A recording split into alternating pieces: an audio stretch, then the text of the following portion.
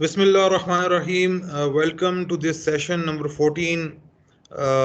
which is a very important session in this training program. We are basically in the third boot camp, the catalytic drive, in our this virtual capacity building initiative. This boot camp is basically meant to facilitate those participants in this training program who have been serious and they have started their their startups. They have taken the plunge or they have initiated something on a practical level. So this boot camp is specifically for those uh, entrepreneurs. Now, one of the most important aspect in during the startup phase of any business is that of financing. तो ये जो हमारा आज का session है ये इस वाले से बड़ा इम्पोर्टेंट है कि जो बिजनेसेस होते हैं अपनी अर्ली फेजेस के अंदर, अपने अर्ली स्टेज के अंदर, जो स्टार्टअप्स होते हैं, जो एंटरप्रेन्योर्स होते हैं, उनके लिए जो सबसे बड़ा एक इशू होता है जिसको वो यानी जिसके लिए वो स्ट्रगल करते हैं, वो लैक ऑफ फाइनेंसेस है कि वो फाइनेंशियली थोड़ा सा मतलब उनके पास रिसोर्सेज निस्बतन कम है या कम होती हैं। एक मिनट।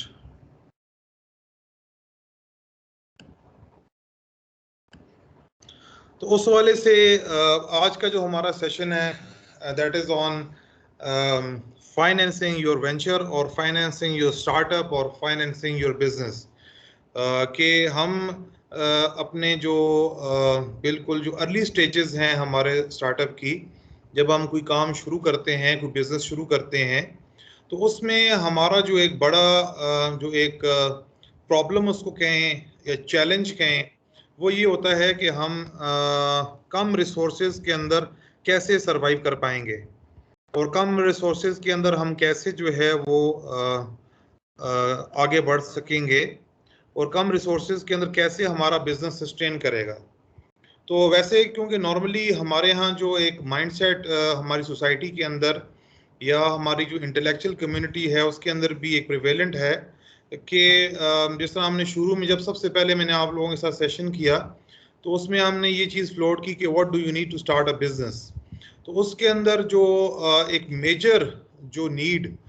सब लोगों ने अपनी आइडेंटिफाई की या जिसको एक बड़ा हर्डल समझ जाता है टू स्टार्ट अ बिजनेस, वो ये है कि मतलब कैपिटल जो है वो होना लाजमी है। आप अगर किसी से भी डिस्कशन ये बात करें माशरे के अंदर कि यार फारग क्यों बैठे हो, काम करो, कुछ मेहनत करो, कोई कारोबार करो, ज़रूरी तो नहीं है कि नौकरी ही कैरियर है, जॉब ही कैरियर है। You can also do something जो आपको जो बिजनेस के हवाले से हो। तो उनका जो बड़ा जवाब आता है कि यार पैसे नहीं है, ठीक है, कैपिटल का इशू है, फाइनेंसिस का इशू है। देखो ना, बगैर कैपिटल के, बगैर बिजनेस के जो है वो शुरू करना जो है वो एक यानी कैसे शुरू हो सकता है, तो उसके लिए तो लाखों करोड़ों रुपए चाहिए। तो वही एक जो माइंडसेट ऑफ परफेक्शन है वो प्रिवेल कर रहा है हमारी सोसाइटी के अंदर। तो इसी तरह एक बंदे ने अगर स्टार्ट लिया है, तो इंसान ने अगर एक बिजनेस स्टार्ट कर लिया है, तो उसके बाद एक बड़ा इशू ये आता है, बहुत सारे बिजनेस इस वजह से रह जाते हैं कि उनके पास जो है अपने बिजनेस को आगे सस्टेन करने के लिए और आगे जो है वो अपने जो एक्सपेंसेस हैं उनको कवर करने के लिए वो बैकअप मनी नहीं होती कि उनके पास वो क्या नाम है, जिस तरह 5 लाख रुपए अगर इन्वेस्ट किया तो वैसे नॉर्मली कहते हैं कि 5 लाख आपकी जेब में होना चाहिए। तो ये ऐसे इश्यूज हैं जिसकी वजह से बहुत सारे बिजनेस स्ट्रगल करते हैं और फेलियर की तरफ जाते हैं। तो इस इम्पोर्टेंट सेशन के अंदर आज हमने इस चीज़ को समझना है कि जो एक्सपर्ट एंटरप्रेन्योर्स हैं वो किस तरह इस फाइनेंसिंग जो चैलेंज है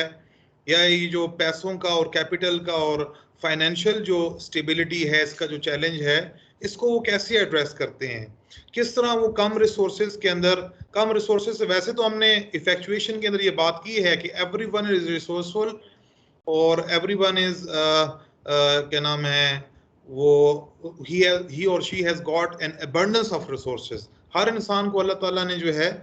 रिसोर्सेज वदीयत किए हैं, वसाइल दिए हैं। सिर्फ ये है कि आप रिसोर्सेज की डेफिनेशन जो है उसको थोड़ा चेंज करें कि सिर्फ डॉलर्स जो हैं वो रिसोर्सेज नहीं हैं, बल्कि और बहुत सारी चीज़ें हैं जो कि आपके लिए रिसोर्स बन सकती हैं। आपके ताल्लुकात हैं, आपके पास जो स्लैक जो रिसोर्स पड़ी हुई है वो बहुत बड़ी रिसोर्स है, आपकी मेहनत रिसोर्स है, आपकी विल पावर रिसोर्स है। तो इस तरह ये बहुत सारी चीज़ें जो हैं वो रिसोर्स बन सकती हैं, लेकिन उसके लिए हमें जो रिसोर्स का जो कॉन्सेप्ट है उसको रीडिफाइन करने की ज़रूरत है और दोबारा से इसको समझने की ज़रूरत है। नाउ कमिंग टू जो ट्रेडिशनल फाइनेंस है उस पर थोड़ी सी बात कर लेते हैं। तो ट्रेडिशनल फाइनेंस जो है वो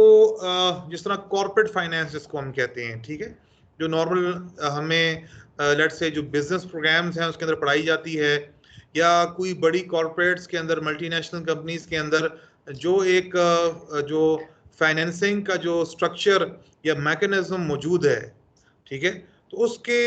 वो मॉडल बड़ी कंपनियों के लिए तो ठीक है, जो ग्रोथ स्टेज के अंदर हैं या वो मैच्योरिटी स्टेज के अंदर हैं, या उनके पास एक रिसोर्सेज की अबंडेंस है in terms of capital, in terms of dollars, in terms of rupees, in terms of yuan, तो उनके लिए तो वो ठीक है, ठीक है। और ऐसी कंपनीज के जो या ऐसे बिजनेसेस जो एग्जिस्टिंग मार्केट्स के अंदर, एग्जिस्टिंग इंडस्ट्रीज के अंदर, एग्जिस्टिंग प्रोडक्ट्स के अंदर, एग्जिस्टिंग बिजनेस मॉडल्स को रन कर रहे हैं, जिसके अंदर अनसर्टेनिटी इतनी नहीं है, रिस्क फैक्टर इतना नहीं है, और उनके जो मैनेज करने के जो मॉडल्स हैं वो पहले से मौजूद हैं, तो आपको उसके अंदर कुछ ज़्यादा क्रिएटिविटी की ज़रूरत नहीं पड़ती। तो वहां पर तो आप जो ट्रेडिशनल फाइनेंस है, जो कॉर्पोरेट फाइनेंस, उसको यूज कर सकते हैं। लेकिन जब आप उस मॉडल को, उस कॉर्पोरेट फाइनेंस के मॉडल को किसी भी बिजनेस या स्टार्टअप के अंदर उसको अप्लाई करते हैं, तो उसमें बहुत बड़े यानी एक गैप्स आ जाते हैं या इश्यूज आ जाते हैं, जो कि किसी भी एक नोविस एंटरप्रेन्योर को, एक नए बिजनेसमैन को या एक नए बिजनेस को बहुत ज्यादा हर्ट करते हैं। जिस तरह के मतलब जो ट्रेडिशनल फाइनेंस है वो बेस करती है प्रिडिक्टिव लॉजिक के ऊपर, ठीक है, कि आप पास्ट की बेसिस के ऊपर जो पास्ट का डेटा है उसको मैं सामने रखूंगा एज एन एंटरप्रेन्योर और फ्यूचर को प्रिडिक्ट करूंगा। अपनी फाइनेंशियल स्टेटमेंट्स बना लूंगा, इनकम स्टेटमेंट हो जाएगी, या फॉर एग्जांपल जो आपकी क्या नाम है बाकी स्टेटमेंट्स हैं वो हम यानी प्रिडिक्टिव लॉजिक की बेसिस बना लेते हैं, उनको हम फोरकास्ट कर लेते हैं पास्ट डेटा के ऊपर। लेकिन जब एक लेट्स से एक नोविस एंटरप्रेन्योर है, एक नई चीज में काम शुरू कर रहा है, तो उसके पास इतनी ज्यादा इनसाइट नहीं होती, इतना ज्यादा एक्सपीरियंस नहीं होता कि वो, या लेट्स से अगर आप एक यानी एक्सपर्ट बिजनेसमैन भी हैं, लेकिन आप एक ऐसे बिजनेस मॉडल के ऊपर या ऐसे आइडिया के ऊपर काम कर रहे हैं कि जो टोटली रेडिकल इन नेचर है, बिल्कुल नया है, ये डिसरप्टिव इन नेचर है, तो उसके लिए आपके पास कोई डेटा नहीं मिलेगा आपको कि जिसकी बेसिस के ऊपर आप वो जो फाइनेंशियल मॉडल्स हैं ट्रेडिशनल फाइनेंस के उनको अप्लाई करें, ठीक है। तो ये बड़ा मसला है कि अगर आप नई चीजों में काम कर रहे हैं या आप एज अ बिजनेसमैन किसी भी फील्ड के अंदर, या बिजनेस वोमेन आप एक फील्ड के अंदर बिल्कुल नए हैं, नॉविस हैं, तो आपके लिए यानी इतनी ज्यादा कैलकुलेशंस करना और इतनी ज्यादा इनसाइट्स जो है वो डेवलप करना और चीज़ों को सही तौर पर फोरकास्ट और प्रिडिक्ट करना, क्योंकि आपके पास एक्सपीरियंस नहीं है, नेटवर्किंग नहीं है, ठीक है, और इतना डेटा नहीं होता आपके पास एक एंटरप्रेन्योर के पास, तो वो एक मॉडल ऐसा है कि जो इंसान को उलझन में डाल देता है, ठीक है। और जो अहम चीज़ें हैं किसी भी बिजनेस को स्टार्ट करने की और उसकी फाउंडेशंस को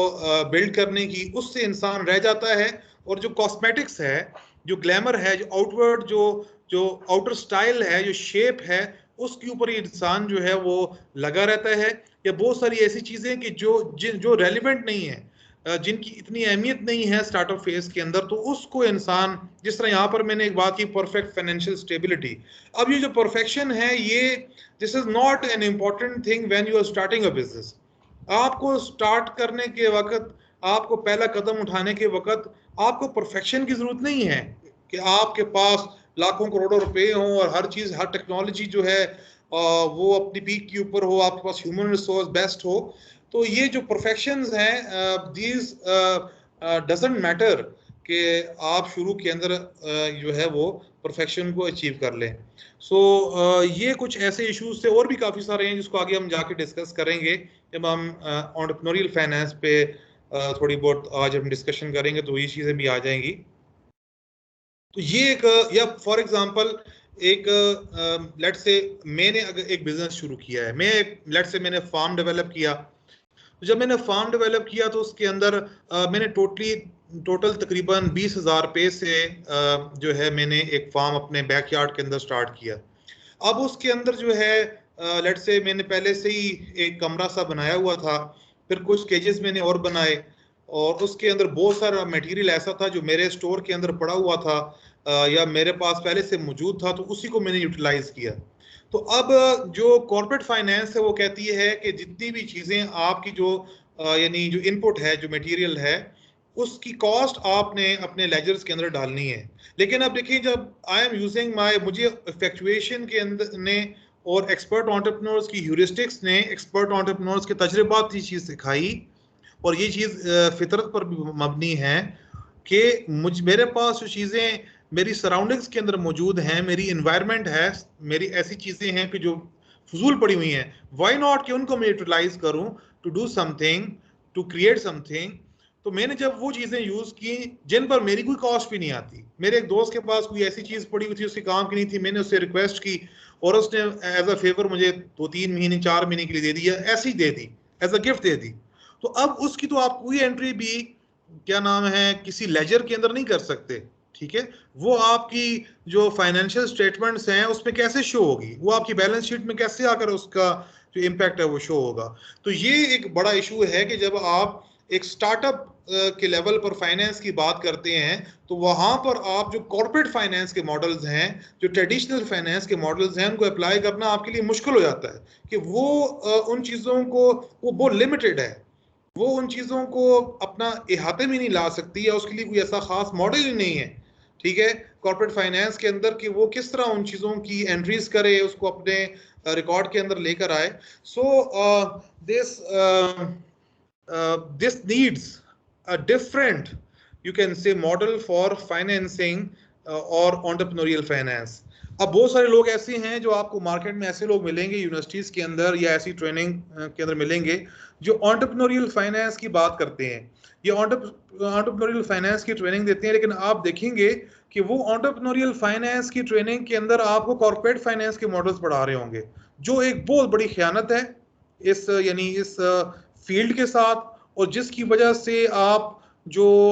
आगे जो आपके सामने एंटरप्रेन्योर्स या ट्रेनीज बैठे हैं तो वो भी परेशान हो जाते हैं। यानी उनको वो चीज़ जो कॉर्पोरेट फाइनेंस की चीज़ें हैं वो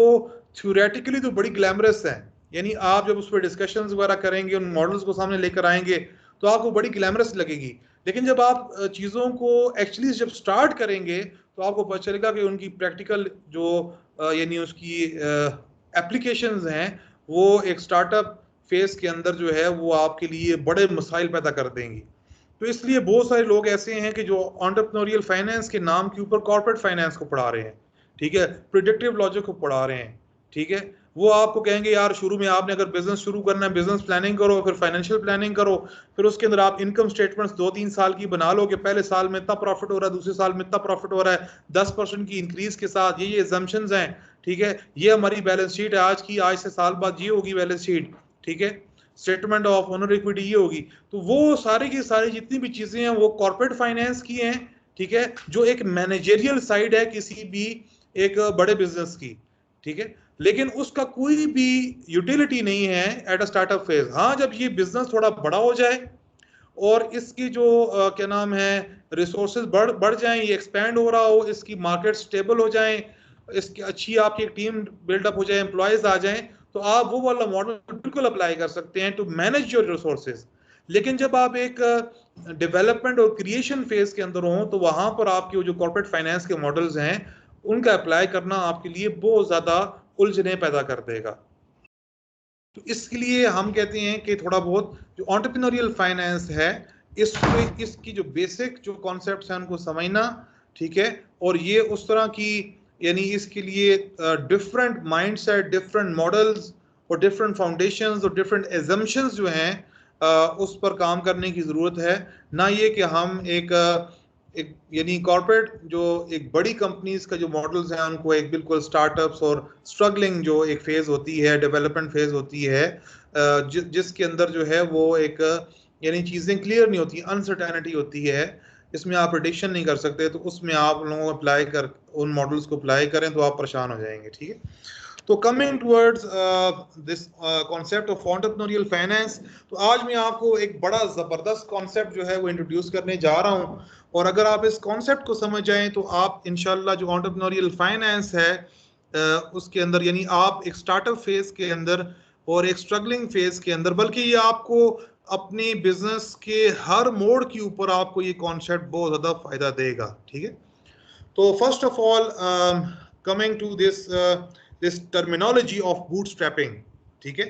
तो बूटस्ट्रैप्स ने के बारे में आपने सुना होगा नॉर्मली। चलिए सबसे पहले इसकी जो डिक्शनरी मीनिंग है उसके ऊपर जाते हैं, ताकि वहां से हम कॉन्सेप्ट को समझने की कोशिश करें कि इसका डिक्शनरी मीनिंग क्या है, और इसको एज अ टर्म जब हम फाइनेंस या एंटरप्रेन्योरियल फाइनेंस के अंदर यूज करते हैं तो उसका क्या जो मीनिंग है वो क्या, या उसकी डेफिनेशन क्या है। ठीक है, नॉर्मली आपने देखा होगा कि जो लोग पहाड़ी इलाकों के अंदर रहते हैं या जहां पर ज्यादातर जो है मौसम क्या नाम है सर्द रहता है, या वहां पर बारिशें ज्यादा होती हैं, या बर्फ वहां पर ज्यादा होती है, तो वो वहां पर हाइकिंग शूज पहनते हैं, और अक्सर जो हाइकिंग शूज हैं वो आपने देखा होगा कि वो लॉन्ग शूज होते हैं जो तकरीबन घुटनों के ऊपर, घुटनों तक या तकरीबन पिंडलियों तक जो है वो आते हैं। ठीक है, अब अगर आपके पास लॉन्ग बूट्स हों और अगर आपने उनको पहना हो, तो आपको ये अंदाजा होगा कि एक लॉन्ग बूट्स को जो हाइकिंग के जो लॉन्ग बूट्स होते हैं या रेनी सीजन के लिए या जो माउंटेनियस रीजन के लिए, ताकि आपके जो ये टखने हैं और आपकी हील्स जो हैं और आपके पाँव जो हैं वो किसी किस्म की चोट से बचे रहें, और आपकी जितनी भी शिन्स हैं और आपकी जो लोअर पार्ट यानी नीज से नीचे नीचे जो आपका पोर्शन है लेग्स का, ये किसी किस्म की जो चोट से और गिरने से और पाँव के मुड़ने से बचा रहे। तो उसमें वो जो लॉन्ग शूज जो पहनते हैं, तो उन लॉन्ग शूज को पहनना वो एक बहुत डिफिकल्ट चीज है, यानी उसके लिए आपको बड़ा तकल्लुफ और बड़ी जो है वो, तो अक्सर ऐसा होता है कि वो एक बूट पहनने के लिए आपको एक दो बंदे चाहिए होते हैं जो आपको वो बूट खींच कर ऊपर, यानी जब आप पाँव उस बूट के अंदर डालते हैं तो उस पाँव को फिर नीचे उतारने के लिए और बूट को पूरी तरह नीज तक लाने के लिए आपको काफी तगदो करनी पड़ती है। तो आपको साथ उस बूट के पहनने के लिए हेल्प की जरूरत होती है कि एक या दो बंदे हों जो आपको बूट्स पहना है। ठीक है, तो जब शुरू में ये तकलीफ जो है कस्टमर्स को महसूस हुई, तो फिर जो इस तरह की जो एंटरप्रेन्योर से जो इस तरह के लॉन्ग बूट्स बनाते थे, तो उन्होंने क्या नाम है अपने कंज्यूमर्स की आसानी के लिए ऐसा किया, और ये काफी यानी काफी हमारी हिस्ट्री के अंदर जो है ये चीज मौजूद है कि वो उन्होंने बूट के जो लॉन्ग बूट्स हैं उनके बैक साइड के ऊपर, टॉप बैक साइड के ऊपर उसमें स्ट्रैप्स लगा लेते हैं। ठीक है, उन स्ट्रैप्स के लगाने का मतलब ये होता है कि आप एक अकेला आदमी जो उन बूट्स को पहन रहा है, तो वो किसी दूसरे की मदद के बगैर उन बूट्स को जो है वो पहन ले और उन बूट्स को जेब-तन कर ले, और उनके जो बूट्स हैं वो उसका पाँव आराम से उस बूट के अंदर चला जाए और उस स्ट्रैप्स के जरिए से वो लॉन्ग बूट को ऊपर तक खींच ले। उसके अंदर यानी स्ट्रैप्स के अंदर आप दो उंगलियां डाल के, और आप जब उसको खींचते हैं तो आप अकेले ही बगैर किसी दूसरे की मदद के आप वो लॉन्ग बूट्स को आसानी से पहन सकते हैं। ठीक है, सो वो बूट स्ट्रैप्स बेसिकली इसलिए होते हैं कि लॉन्ग बूट्स एक अकेला आदमी बगैर किसी की मदद के, उसकी हेल्प के, उसकी फैसिलिटेशन के, उसकी सपोर्ट के, वो अकेला उस बूट्स को पहन ले। ठीक है, ये तो जो बूट स्ट्रैप्स का जो डिक्शनरी मीनिंग है। ठीक है, अब यही जो यानी ये जो क्या नाम है वर्ड है बूट स्ट्रैप्स का, इसी को फाइनेंशियल एंटरप्रेन्योरियल फाइनेंस के अंदर एक टर्म बना दी गई। ठीक है, और उसको ऑफिशियली इस्तेमाल किया गया, यानी इस कॉन्सेप्ट के लिए कि आप अपने स्टार्टअप के अंदर, अपने बिजनेस के अंदर बगैर किसी फाइनेंशियल हेल्प के, यानी किसी दूसरे से फाइनेंशियल हेल्प लिए, उससे कर्जा लिए या उसको अपना पार्टनर बना यानी पार्टनर उनको उसको बनाए बगैर आप अपनी फाइनेंशियल इंडिपेंडेंस रखें, अपने बिजनेस के ऑपरेशंस पर, उसकी हर एक चीज के ऊपर उसकी ओनरशिप पर फुल कंट्रोल रखते हुए अपनी मदद आपके तहत अपने बिजनेस को इंतहाई कम रिसोर्सेज के अंदर किस तरह आप प्रोलॉन्ग कर सकते हैं, उसकी लाइफ को किस तरह उसको आगे सस्टेन कर सकते हैं, उसको धक्का देकर आगे पहुंचा सकते हैं। ठीक है, तो ये एक बूटस्ट्रैपिंग का इंतहाई अहम कॉन्सेप्ट है जिसको क्या नाम है आजकल जो एंटरप्रेन्योर्स हैं उसको यूज करते हैं, क्योंकि किसी भी बिजनेस की जो शुरू की फेज होती है, लेट्स से 2-3 महीने, 6 महीने, साल, 2 साल, वो ऐसे होते हैं कि जिसके अंदर आपके पास कोई इतना खास रेवेन्यू जनरेट नहीं हो रहा होता और आपके एक्सपेंसेस जो हैं वो यानी इनकर हो रहे होते हैं। तो उस फेज के अंदर जब आपके एक्सपेंसेस बढ़ रहे हैं, ठीक है, और आपकी रेवेन्यू उस तरह सेल्स नहीं हो पा रही, ठीक है, तो उस एक क्रिटिकल फेज और आपके पास जो फाइनेंशियल जो यानी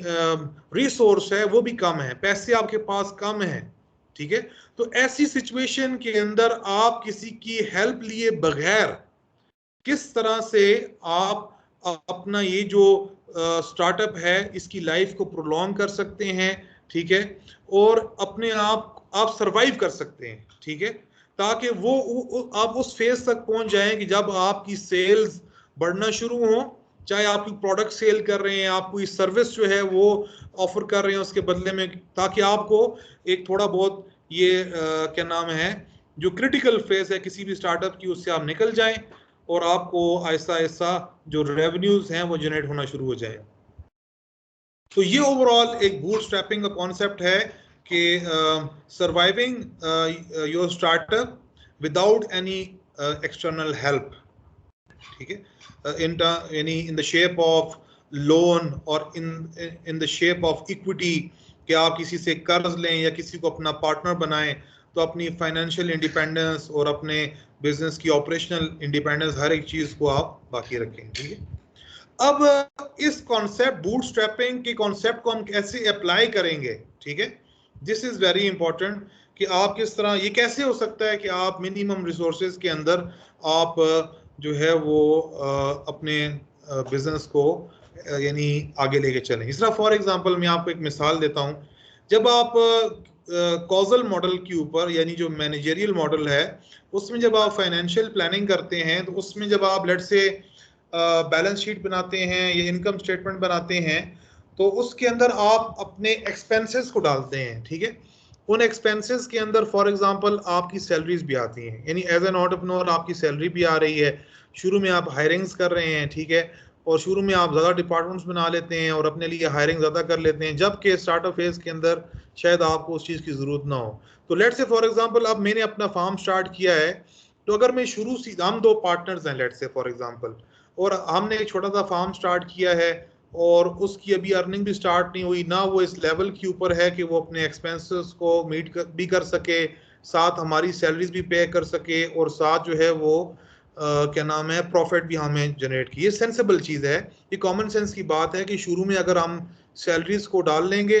तो उस वजह से वो हमारा बिजनेस जो है या हमारा जो फार्मिंग सेटअप है वो पीछे रह जाएगा। मैं अपनी एग्जांपल दे रहा हूँ, ठीक है,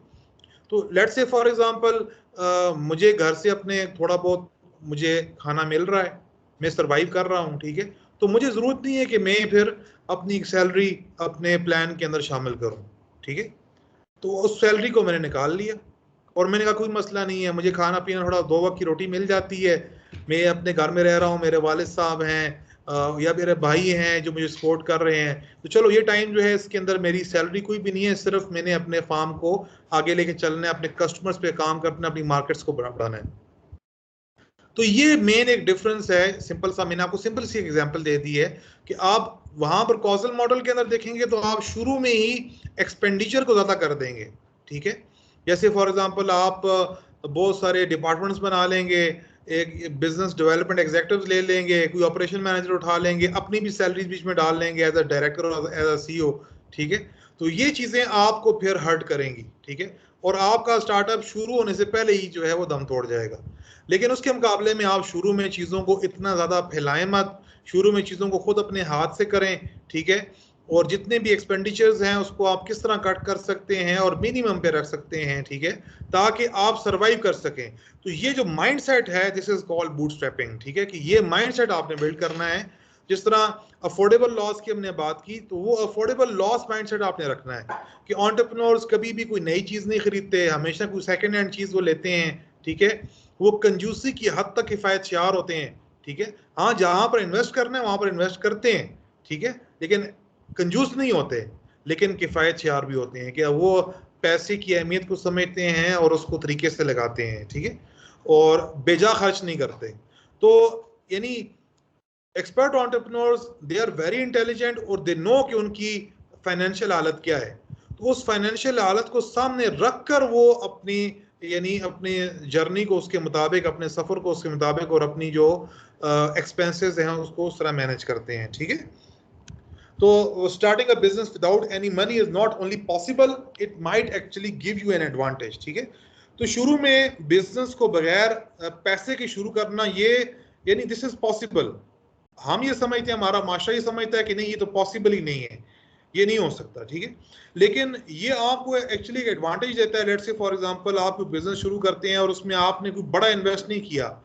या आपके पास पैसे कम थे तो आपने ज्यादा पैसे लगाए नहीं वहां पे, ठीक है, उस फाइनेंशियल कंस्ट्रेंट की वजह से।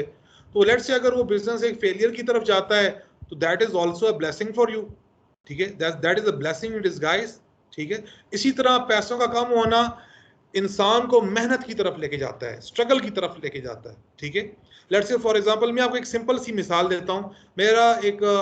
मैं मदरसे में पढ़ता था, तो मेरा एक दोस्त है, उससे उस दिन मुलाकात हुई, तो उसने अपने डेयरी फार्म रखा हुआ है। तो उसके अंदर उसने 3 4 5 जो है वो गाय भैंसें रखी हुई हैं।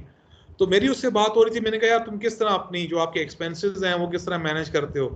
तो कहता है कि लेट्स से फॉर एग्जांपल अगर मैं एक गाय का या एक भैंस का खर्चा अगर मैं लगाऊं, तो मुझे 300 रुपए का मार्केट में से उसका जो डिफरेंट जो फीड एंड फॉडर है, वो तकरीबन 300 350 का मुझे एक्सपेंस आता है पर डे। लेकिन उसके मुकाबले में मैं क्या करता हूँ कि मेरे पास एक पहाड़ है बड़ा, तो उसके ऊपर और वहां पर दरख्त भी लगे हैं और क्या नाम है घास वगैरह भी है। तो मैं रोजाना तकरीबन 2 3 घंटे वहां पर जाकर घास काटता हूँ, थोड़ी मेहनत कर लेता हूँ, ठीक है। और मेहनत करके मैं अपना दिन का वो जो 300 रुपए का एक्सपेंस मेरा लगना है, तो मेरा वहां से वो बच जाता है, ठीक है। और मैं अपनी मेरी थोड़ा टाइम लग जाता है, मेरी थोड़ी एनर्जी लग जाती है, मेरा थोड़ा मेहनत लग जाती है, थोड़ा मैं स्ट्रगल कर लेता हूँ, मेरा थोड़े वर्क आवर ज्यादा हो जाते हैं। लेकिन उसकी वजह से एक बड़ा मसला, और मेरे लिए कहता है कि ये मेरे लिए एक यानी वो 300 की मेरे लिए कहता है बचत हो जाती है, जो मेरा वो एक्सपेंस की बजाय वो मेरा एक रेवेन्यू बन जाता है, ठीक है। तो ये यानी ये माइंडसेट का होना, जो लोग प्रैक्टिकली किसी बिजनेस के अंदर होते हैं, प्रैक्टिकल होते हैं काम करने के अंदर, बहुत ज्यादा थ्योरेटिकल नहीं होते, तो वो इस चीज को समझते हैं कि क्या नाम है, पैसे का कम होना और उसकी अल्टरनेट जो है वो मेहनत और स्ट्रगल की तरफ जाना, ठीक है, ये भी एक बहुत बड़ी रिसोर्स है और ये एक अल्टरनेटिव है क्या नाम है फाइनेंशियल रिसोर्स की के ना होने का, ठीक है। तो ये इसमें और भी हम डिस्कशन कर सकते हैं, लेकिन let's move to that concept of bootstrapping. मैं चाह रहा हूं कि वो जो बूटस्ट्रैपिंग का कॉन्सेप्ट है उसको हम थोड़ा डिटेल में आज डिस्कस करें। नाउ ये जो बूटस्ट्रैपिंग का कॉन्सेप्ट है, इसको अप्लाई करने के लिए आपको इसके जो गोल्डन प्रिंसिपल्स हैं उनको समझना होगा, ठीक है। जब आप उन प्रिंसिपल्स को समझ लेंगे और अपना जो माइंडसेट है यानी in in relevance to that entrepreneurial finance, उसको शेप करेंगे इन प्रिंसिपल्स की बेसिस पे, ठीक है। इन प्रिंसिपल्स को सामने रख कर आप अपनी जो फाइनेंशियल एक्सपेंडिचर करेंगे या अपनी फाइनेंशियल जो चैलेंजेस हैं उसको एड्रेस करेंगे, तो आप जो है वो विदाउट एनी एक्सटर्नल हेल्प, किसी से पैसा मांगे बगैर, ठीक है, आप अपने बिजनेस को आगे सस्टेन उसको कर सकते हैं और आप सरवाइव कर सकते हैं उस स्टेज तक कि आपको फिर थोड़ा बहुत एक कामयाबी हासिल हो और आपको अच्छे कस्टमर मिल जाएं या आपकी एक अच्छी डील हो जहां से आपको जो है आपकी जो एक रेवेन्यूज और आपकी अर्निंग जो है वो स्टार्ट होना शुरू हो। वो उसका टाइम कुछ भी हो सकता है, वो 2 महीने हो सकता है, वो 6 महीने हो सकता है, वो 4 महीने हो सकता है, वो 1 साल हो सकता है, वो शायद 2 साल भी हो सकता है, ठीक है। तो दिस अगर आपने इन गोल्डन प्रिंसिपल्स को समझ लिया बूटस्ट्रैपिंग के, और इसके मुताबिक आपने अपनी जो फाइनेंशियल जो चैलेंजेस हैं या फाइनेंशियल अपॉर्चुनिटीज हैं उसको उस तरह एड्रेस किया, तो आप इंशाल्लाह अपने बिजनेस को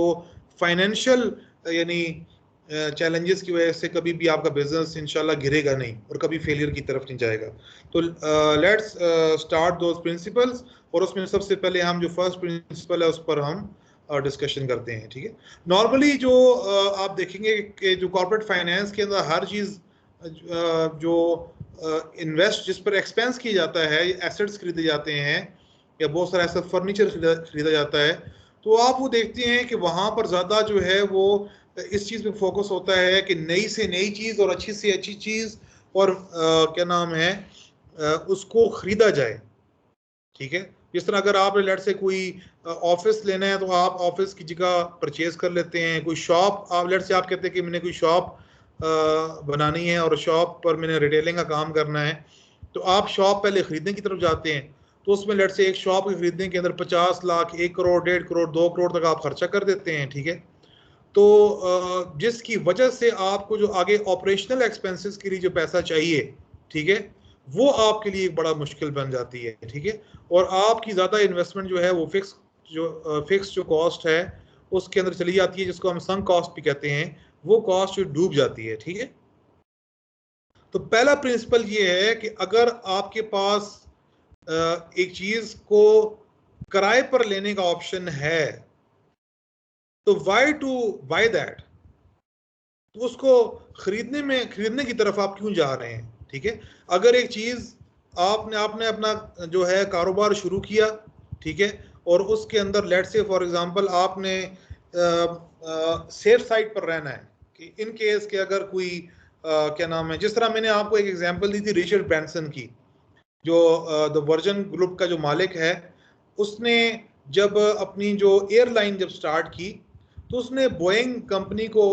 कांटेक्ट किया और उनसे कहा कि मैं एयरलाइन स्टार्ट कर रहा हूँ, तो अगर आप मुझको अपना बोइंग जो है, बोइंग एक जहाज़ वो किराए पर दे दें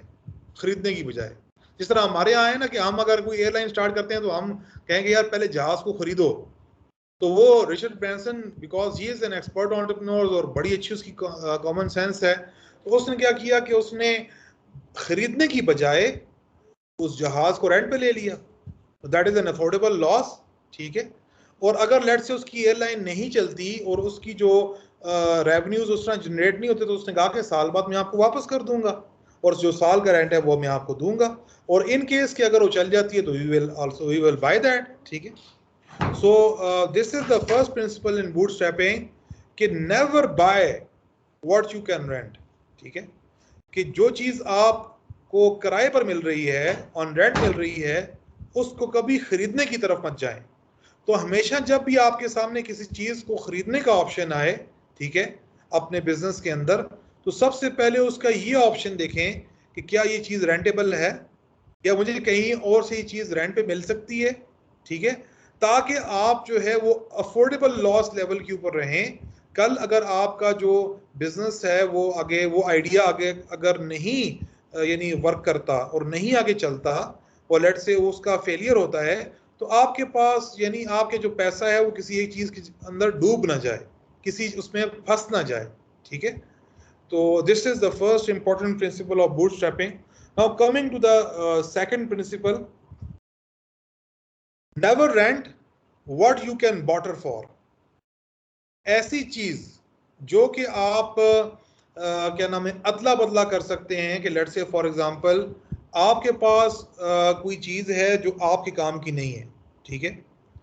और आप देखते हैं कि आपके काम की एक चीज ऐसी है जो आपके दोस्त के पास है, ठीक है, या किसी के पास भी है,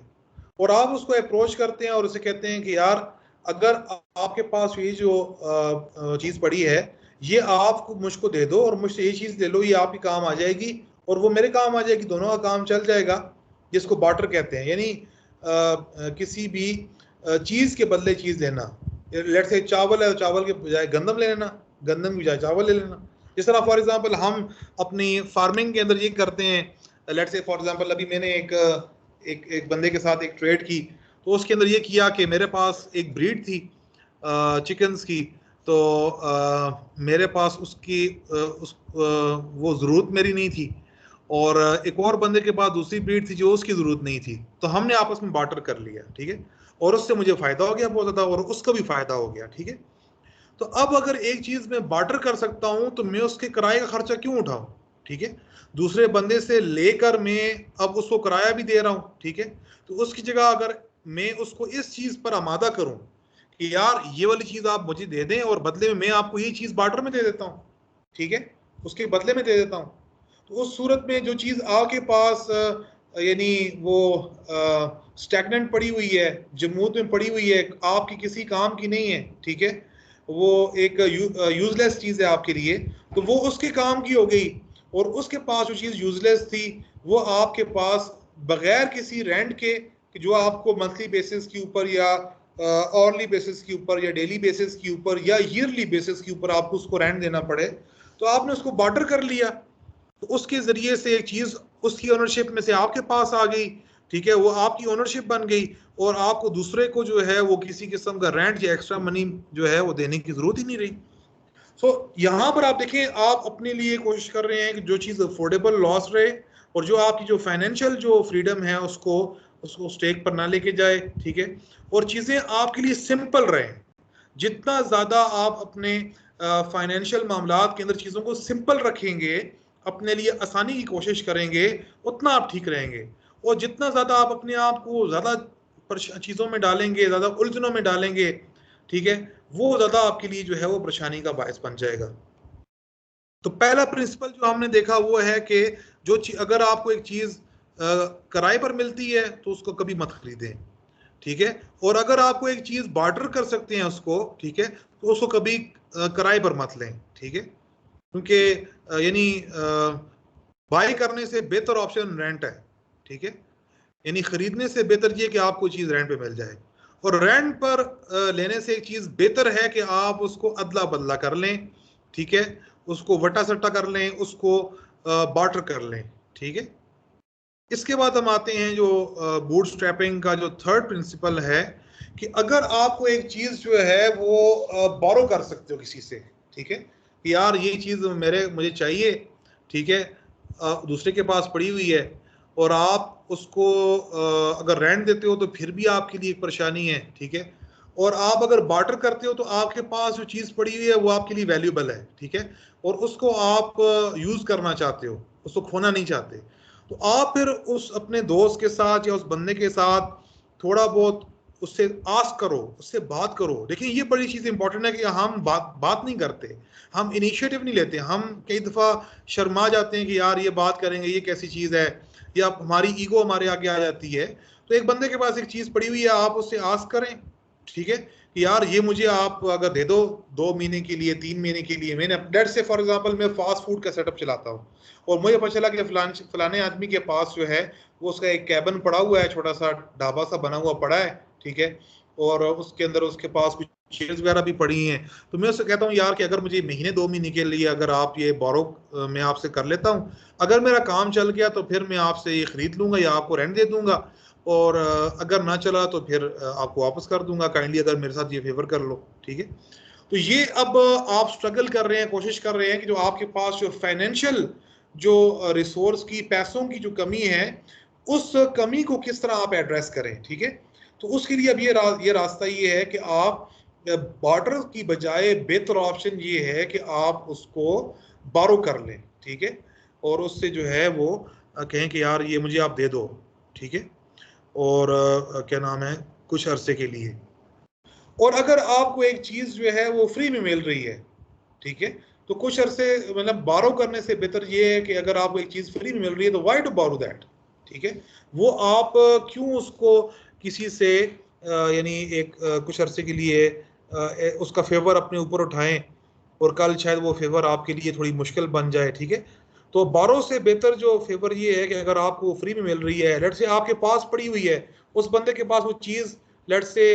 क्या नाम है तैयार हालत में मौजूद है, लेकिन आपके पास उस चीज़ को बनाने का रॉ मटेरियल पड़ा हुआ है, सिर्फ थोड़ी सी मेहनत करनी है और आपको फ्री में वो चीज़ बन जाएगी, थोड़ी सी आप मेहनत करें। या आपका दोस्त है वो आपको फ्री में दे देगा, यार ले रख लो यार, ये तुम्हारी होगी, कोई मसला नहीं, मेरे काम की नहीं है, ठीक है। तो अगर आप उसको बारो की बजाय इस चीज पर आमादा कर लेंगे, यार अगर आप ये मुझे दे दो, मुझे गिफ्ट दे दो आप, मैं अपना काम शुरू करना चाह रहा हूँ, मेरे पास अभी इतनी वो नहीं है कि मैं क्या नाम है कोई चीज आगे उसमें इन्वेस्ट कर सकूं, ठीक है। तो it will be very kind of you. अब लेट्स से मैं अपने चचा से, अपने मामू से, अपने दोस्त से, ठीक है, रिक्वेस्ट कर सकता हूँ कि सर ये तो आपके लिए किसी काम की नहीं है, तो व्हाई नॉट कि आप मुझे दे दें और मैं इसको लेके चलूँ, ठीक है। तो ये एक देखें कितना जबरदस्त प्रिंसिपल्स हैं ये, ठीक है। अगर हम अपने जो फाइनेंशियल जो माइंडसेट है उसको इस प्रिंसिपल्स पे लेके चलें तो कितना ज्यादा हमारा, क्योंकि आपका जो स्टार्टअप फेज है शुरू की, वो अनसर्टन होती है कि आप एक आइडिया को लेकर उसको एग्जीक्यूट किया है, क्या वो आगे चलेगा नहीं चलेगा, ठीक है। आप लोग माशाल्लाह भी कुछ ना कुछ स्टार्टअप्स आपने लिए हैं, बिजनेस को आप आगे लेके चल रहे हैं, ठीक है। तो उसके अंदर आप जब इस माइंडसेट को सामने रखेंगे तो आप अपने जो फाइनेंशियल जो आपकी जो कमी है, जो उसकी आपकी जो यानी लैक ऑफ फाइनेंस है, उसको इन प्रिंसिपल्स को यूज करके आप आसानी से एड्रेस कर सकते हैं, ठीक है। बल्कि इसमें आप लोगों को इंगेज कर रहे हैं, ठीक है, लोगों से बात कर रहे हैं, ठीक है, और लोगों को नजर आ रहा है कि यार ये बंदा काम करने वाला है, ये स्ट्रगल करने वाला है, ठीक है, ये मुखलिस है अपने शो के साथ, अपने पैशन के साथ, अपने बिजनेस के साथ। तो ये एक अच्छा मैसेज आपका सोसाइटी के अंदर, आपके माशरे के अंदर जा रहा होता है, ठीक है, कि ये यार ये ऑनेस्ट है, ये ट्रस्ट वर्दी है, he is doing something, he is trying to create something, ठीक है। और ये ऐसा माइंडसेट और ऐसे इंसानों का किसी भी सोसाइटी के अंदर होना एक किसी भी सोसाइटी के लिए एक बहुत बड़ी नेमत है, ठीक है। हमारा सोसाइटी का सबसे बड़ा अलमिया ये है कि हम लोग ऐसे माइंडसेट से और ऐसी ऐसी जो क्या नाम है एक्टिवनेस से और ऐसी कोशिशों से और ये क्रिएटिविटी से और इससे हम दूर हो गए। हमारा सोसाइटी जो है वो जमूद का और यानी एक स्टेगनेंसी का शिकार है, पैसिवनेस का शिकार है, और क्या नाम है हर हमने इतना ज़्यादा हम पीछे हट चुके हैं, इतना ज़्यादा हमारा एक नज़रिया गिर चुका है कि हम कोई भी चीज़ को इम्पॉसिबल समझते हैं कि यार ये नहीं हो सकता, ठीक है। जैसे आप चाइनीज़ की माइंडसेट को देखें, कितना ज़बरदस्त माइंडसेट है कि हमारे नज़दीक जो ये सी पैक बना, दिस वॉज इम्पॉसिबल, लेकिन उनके नज़दीक वो इम्पॉसिबल नहीं था। वो क्यों? वो हम जैसे इंसान हैं। तो सबसे बड़ी बात यह कि उन्होंने लोगों को एक अच्छा माइंडसेट दिया है, एक पॉजिटिव माइंडसेट दिया है, उनके अंदर मेहनत को डाला है, उनके अंदर अमल की जो यानी कुव्वत अमल को डाला है, और अमल की अहमियत कितनी है उसको डाला है, एक्सपेरिमेंटेशन की अहमियत कितनी है उसको डाला है, ठीक है। तो ये जो चार प्रिंसिपल्स आज हमने पढ़े हैं, अगर इसको आप अप्लाई करें अपने स्टार्टअप्स के अंदर, और तो आपको इनके इसके समरात का और इसके बेनिफिट्स का आपको अंदाजा होगा कितना ज़बरदस्त ये कॉन्सेप्ट है बूटस्ट्रैपिंग का, ठीक है। और ये आपको अपनी अर्ली स्टेजेस के अंदर कितना ज़्यादा हेल्प करेगा to prolong the life of your startup, to prolong the survival of your startup, and to sustain your business in these in the initial क्या नाम है जो struggles और challenges हैं, जो threats हैं उसके अंदर, ठीक है। तो अब हम इसको खुलासा कर लेते हैं कि बूटस्ट्रैपिंग का जो कॉन्सेप्ट है उसका मतलब ये है कि किसी दूसरे से फाइनेंशियल हेल्प लिए बगैर, ठीक है, हम अपना बिजनेस का जो सफर है, अपना स्टार्टअप जो है उसको आगे लेके चलें, ठीक है। और उसके चार मेन प्रिंसिपल्स हैं कि अगर आपको एक चीज खरीदना चाहते हो तो आप देखो क्या क्या वो आपको रेंट पे मिल रही है, और अगर आपको एक चीज जो है वो रेंट पे मिल रही है तो देखें यार कहीं बार्टर हो सकती है। और अगर आप क्या नाम है वो चीज जो है वो बार्टर आप करना चाह रहे हो तो देखो यार अगर बोरो हो जाए तो that will be A more feasible option. और अगर एक चीज जो है वो आप बोरो करना चाह रहे हो तो अगर आप उसको थोड़ा सा आस करके या इसके और ऑप्शन देके अगर आपको फ्री में मिल जाए, ठीक है, that will be very good for the survival and the health of your startup, the financial health of your startup. So ये था आज का थोड़ा बहुत छोटा सा सेशन जिसमें हमने थोड़ा बहुत जो फाइनेंशियल जो एस्पेक्ट्स हैं किसी भी यानी एंटरप्रेन्योरियल वेंचर के, किसी भी बिजनेस स्टार्टअप के, उस पर थोड़ी सी डिस्कशन की है। और आई होप कि ये हमारे लिए और आपके लिए एक वैल्यूबल एक कंट्रीब्यूशन होगी। लेकिन मेन ये है कि इसके बेनिफिट्स आपको तब पता चलेंगे जब आप इसको एप्लीकेशन की तरफ लेके जाएं अपने स्टार्टअप्स के अंदर और इसको आगे यूटिलाइज करें अपने स्टार्टअप्स को आगे ले जाने में। जी, तो now the session is open for questions और क्वेरीज। किसी किस्म का आप अगर क्वेश्चन पूछना चाहते हैं तो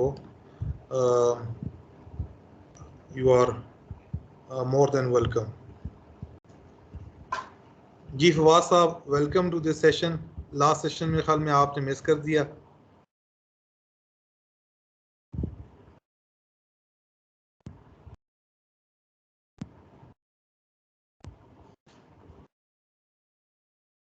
जी जी फवाद साहब, आवाज़ आ रही है? आपकी आवाज़ मुझे नहीं आ रही।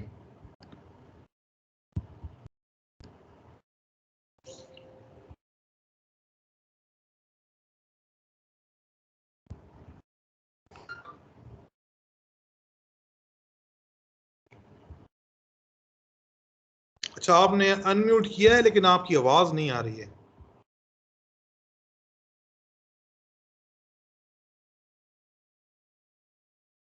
जी जुनेद साहब, आपकी आवाज़ आ रही है? आप चेक कर लें अपना अनम्यूट करके। जी, आवाज आपकी आ रही है।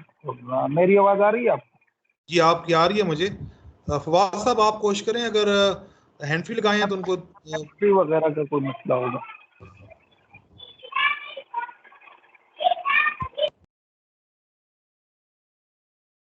जी जी जुनेद साहब, कोई आपने कोई इस तरह का सवाल करना हो, कोई क्वेरी हो? नहीं, माशाल्लाह पूरा क्लियर है। मतलब सिंपल सी चीज है कि इन्वेस्टमेंट बड़ी नहीं करनी है, खरीदने की जरूरत नहीं है। अगर रेंट पे मिलती है, फिर अगर मिसाल के तौर पे रेंट से भी बेटर ऑप्शन आपको अदला बदली का मिलता है तो किसी के साथ चेंज करवा ले। अगर बिल्कुल उससे भी बेटर ऑप्शन मिलता है कि कोई चीज आपको जो है ना मतलब एज अ गिफ्ट मिल सकती है तो दैट कुड बी पॉसिबल। और अगर ये भी नहीं होता है और आपको अपने पास आपके पास रॉ मटेरियल है और खुद से यूटिलाइज कर सकते हैं तो that one would be best. बिल्कुल बिल्कुल। तो ये देखिए, ये काफ़ी एक यानी इम्पोर्टेंट कॉन्सेप्ट है जो हमें काफ़ी ज़्यादा हेल्प कर सकता है, ख़ासतौर पर अर्ली स्टेजेस के अंदर। तो मैंने बहुत सारे ऐसे लोगों को देखा है कि जिन्होंने शुरू के अंदर बहुत ज़्यादा यानी जो इसे कहते हैं ना संक कॉस्ट, जो बेजा उन्होंने इन्वेस्टमेंट्स कर दी, चीज़ें ख़रीद ली या बड़े रेंट्स पर ले ली, और वो चीज़ें उनको यानी जब शुरू में उनका रेवेन्यूज़ जनरेट नहीं हो रहे थे। लेट्स से फॉर एग्जांपल, मैंने अपना फार्म का जब सेटअप किया तो उसके बाद जो रेवेन्यूज़ हैं वो 6 महीने बाद 7 महीने बाद आना शुरू हुए, और तकरीबन साल के बाद वो हमारा फार्मिंग सेटअप इतना यानी इतना इस काबिल हुआ कि वो अपने कम से कम एक्सपेंसेस मीट कर सके। ठीक है, और आहिस्ता आहिस्ता फिर अब तकरीबन 2-2.5 साल के बाद वो इस काबिल हुआ है कि लेट से उसमें से थोड़ा बहुत प्रॉफिट वगैरह हम जनरेट कर लिया करें। ठीक है, तो ये थोड़ा बहुत टाइम लगता है। शुरू में एक स्ट्रगलिंग फेज होती है जब आपके जो रेवेन्यूज़ हैं और आपकी जो सेल्स हैं वो थोड़ी कम होती हैं। लेकिन एक ज़बरदस्त बात ये है कि आपको जो एक हमने जो सेशन किया था आस्क के ऊपर, यानी जो एंटरप्रेन्योरियल मार्केटिंग के हवाले से जो हमने डिस्कस किया था, the most important skill to succeed for an entrepreneur which is making an ask. तो अगर आप शुरू से अपनी सेल्स पे चले जाएं एज एन एंटरप्रेन्योर और चीज़ों को शुरू से सेल करना शुरू करें, तो वो एक बिजनेस की सक्सेस के लिए बड़ा इंपॉर्टेंट है। यानी अगर आपका आइडिया बहुत ज़्यादा हाई फाई भी ना हो और बहुत ज़्यादा स्टेट ऑफ द आर्ट भी ना हो, और लेकिन आपकी सेल्स अच्छी हो, ठीक है, और आप सेल्स अकम्प्लिश कर रहे हैं, ठीक है, तो आपका बिजनेस आगे ग्रो करेगा। ठीक है, और वो आपकी बिजनेस हेल्थ के लिए बड़ा अच्छा है। और लेकिन अगर एक एक आपने बड़ा अच्छा आइडिया पे काम किया, बड़ी इन्वेस्टमेंट की, हाई फाई किस्म की टेक्नोलॉजी ले आए, सब कुछ बराबर कर लिया, लेकिन आप सेल्स अचीव नहीं कर पा रहे, कोई कॉन्ट्रैक्ट्स नहीं विन कर रहे, ठीक है, तो वो चीज़ आपको फिर आगे काफ़ी ज़्यादा परेशान करेगी। ठीक है, तो अगर आपका एक आइडिया नॉर्मल आइडिया भी हो लेकिन आप उसके अंदर स्ट्रगल करके सेल्स अचीव करें, ठीक है, so this will make you succeed as an entrepreneur. लेकिन अगर आप ज़्यादा इन्वेस्टमेंट कर लें, बड़ी चीज़ों को भी ले आएँ, लेकिन आप सेल्स अचीव ना कर पाएँ, ठीक है, so that will be a big issue. इसलिए हम कहते हैं कि आप शुरू में छोटे से स्टार्ट लें, ज़्यादा अपने आप को उलझाएं मत, अपनी फाइनेंशियल इंडिपेंडेंस रखें, बूट स्ट्रैपिंग करें, ठीक है। और ये जो 4 प्रिंसिपल्स हैं बूट स्ट्रैपिंग के, इसको आप यूज़ करें, ठीक है। तो ये चीज़ें क्या नाम है, एक एंटरप्रेन्योर के लिए बड़ी ही इम्पोर्टेंट है। मैं खुद इनको यूज़ करता हूँ अपने स्टार्टअप्स के अंदर, क्योंकि मैं जब ये एक चीज़ को टीच करता हूँ, एक चीज़ को आगे एडवोकेट करता हूँ, तो उसके साथ साथ जब मेरे लिए अपना ये जो छोटा सा फार्मिंग का सेटअप है या उसमें से डिफरेंट नेचुरल प्रोडक्ट्स पे काम करना, that is like a lab for me. तो उसके अंदर मैं अपनी ये सेलिंग और इन चीज़ों को, आस्क को, बूट स्ट्रैपिंग को जब अप्लाई करता हूँ, ठीक है, इससे मुझे बहुत फ़ायदा हुआ है। अगर मैं दूसरे माइंडसेट के ऊपर रहता तो आज मैं 2-2.5 साल तक अपने फार्मिंग को सरवाइव ना कर पाता, ठीक है। लेकिन ये है कि लेट्स से फॉर एग्जांपल एक चीज़ बड़ी इंपॉर्टेंट है जो मैं डिस्कस करना चाहता हूँ। लेट्स से लोग जिस तरह फार्म शुरू करते हैं तो वो ऐसा करते हैं कि वो पूरा एक फार्म किराए पे ले लेते हैं, ठीक है। अब जब वो होता भी घर से दूर है, आपकी जो घर है उससे दूर होता है, तो आपको उसके लिए एक बंदा रखना पड़ता है, 15-20 हज़ार उसको देने पड़ते हैं, 25,000 रुपया, ठीक है। फिर फार्म की रेंट अलग है। तो शुरू में अभी आपकी अर्निंग आई नहीं होती और शुरू में एक्सपेंसेस आप बढ़ा लेते हैं। लेकिन अब मैंने अपना फार्मिंग सेटअप रखा है, तो मैंने अपने घर के अंदर, अपने बैक यार्ड के अंदर बना लिया, तो मुझे कोई बंदा की ज़रूरत नहीं है, मैं खुद उसको काम करता हूँ, ठीक है। रेंट मुझे बच रहा है। फिर हर वक्त मैं सुबह भी उसको देखता हूँ, शाम को भी उसको देखता हूँ। तो जो उस वक्त उसकी जो लेट से कोई चीज़, कोई मुर्गी बीमार है तो उसको मैं एड्रेस कर सकता हूँ, कस्टमर्स को आसानी से मैं एड्रेस कर सकता हूँ। मेरे घर की जो फैमिली मेम्बर्स हैं वो मेरे लिए बहुत बड़ी सपोर्ट है। तो यानी ये चीज़ बड़ी अहम है। मैंने देखा है बहुत सारे लोग हैं जिन्होंने बड़े बड़े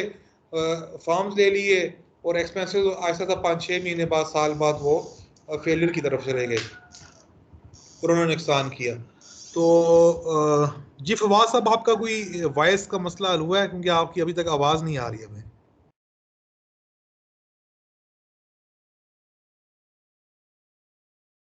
मेरे ख्याल में शायद कोई इशू है। तो आप जो है ना हाथ खड़ा करके बता दें कि आपको आवाज़ तो हमारी, वैसे आवाज़ तो सुन रहे हैं आप मेरी, ठीक है। चलें ऐसा करते हैं कि ज़बरदस्त ही ज़बरदस्त फवाद साहब,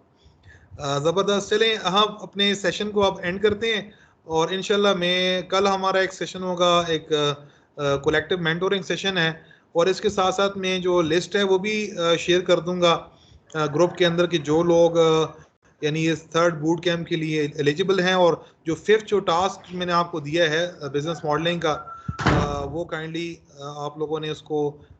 22 अगस्त तक जो है वो सबमिट करना है। तो किसी किस्म की जो इस हवाले से जो कोई इश्यूज हैं तो वो कलेक्टिव मेंटोरिंग सेशन के अंदर भी इंशाल्लाह आ जाएंगे। और फिर हमारा एक 1-to-1 सेशंस हैं जो मैं 20th या उससे आगे तक भी शायद चले जाएं, तो मैं आपको खुद अप्रोच करूंगा इंशाल्लाह, और एक एग्रीड टाइम के ऊपर हम थोड़ी सी आपके स्टार्टअप के ऊपर डिस्कशन भी कर लेंगे। और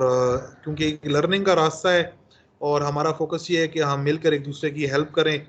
और एक अच्छे स्टार्टअप्स जो हैं वो डेवलप हों, और ये हमारे लिए, हमारी फैमिलीज़ के लिए, हमारे इलाके के लिए, हमारे मुल्क के लिए एक यही चीज़ है कि जो हमारी मईशत को, गिरती हुई मईशत को और इन चीज़ों को आगे ले जा सकती है, और हमें खुद ही कदम उठाना है। तो जब हम लेट्स से, अब मैं फॉर एग्जांपल मैंने छोटा सा फार्मिंग का, मेरे पहले लोगों को कहता था, कोई बात भी नहीं सुनता था, लेकिन अभी लेट्स से मैंने छोटा सा काम शुरू किया, लेकिन मेरे देखा देखी तकरीबन 50-60 लोग ऐसे हैं कि जिन्होंने मेरे साथ इस तरह का फार्मिंग के सेटअप स्टार्ट कर लिए हैं। और बाकी तो इसके अलावा बहुत सारे ऐसे लोग हैं जो और चीज़ों को भी कर रहे हैं, क्योंकि आइडियाज़ जेन्युइन होते हैं, और एक एक आइडिया किसी पर आप थोप नहीं सकते, और हर एक बंदा उसका जो पैशन होता है उससे रिलेटेड चीज़ों को आगे वो लेके जाए और वो चीज़ें बिल्डअप हों। बल्कि इस जो बूट कैंप है उसका नाम भी हमने कैटालिटिक ड्राइव रखा है, यानी इसमें मेन मकसद ये है कि हमारी इंटरेक्शन जो है वो मेंटोरिंग सेशंस के अंदर या 1-to-1 सेशंस के अंदर तो हमारी इंटरेक्शन होगी, लेकिन उसका मकसद ये होगा कि एज अ कैटलिस्ट हमारा रोल जो है वो रहे। हम आपके जो आइडियाज़ के अंदर आपकी जो जेन्युइननेस है, जो ओरिजिनलिटी है, उसको डिस्टर्ब किए बगैर जो है आपके जो सफ़र हैं ये आगे बढ़े, ठीक है। और उसके अंदर जो एक थोड़ा बहुत कंट्रीब्यूशन हमारी हो सकती है, तो वो हमारे लिए एक सदका जारिया होगी इंशाल्लाह। तो जज़ाकल्लाह जी, बहुत बहुत शुक्रिया फवाद साहब आपका, जुनैद साहब आपका, और इंशाल्लाह कल जो है एक मेंटोरिंग सेशन के ऊपर इंशाल्लाह हम मिलेंगे, और उसके हवाले से डिटेल्स में शेयर कर दूंगा, और 1-to-1 सेशन हमारे हो जाएंगे। और ये जो टास्क है हमारा आपका टास्क नंबर 5, उसके साथ जो है हमारा वो जो ये ट्रेनिंग प्रोग्राम है वो एंड हो जाएगा, और that will lead to some certificates इंशाल्लाह, एंड कुछ स्पोर्ट्स सर्विसेज वगैरह भी होंगी, तो वो भी मैं कोशिश करूँगा कि आप लोगों के लिए उसमें हो जाएं, जो भी एक आप लोगों के लिए कोई फैसिलिटीज़ हो सकती हैं। तो जज़ाकल्लाह, बहुत बहुत शुक्रिया, और दुआओं की दरख्वास्त है इंशाल्लाह अनकरीब, बस बशर्ते ज़िंदगी इंशाल्लाह हमारी नेक्स्ट सेशन, कल के सेशन में इंशाल्लाह मुलाकात होगी। अस्सलामु अलैकुम व रहमतुल्लाहि व बरकातुहू। वालेकुम अस्सलाम। ओके जी, बहुत शुक्रिया। अल्लाह हाफिज़।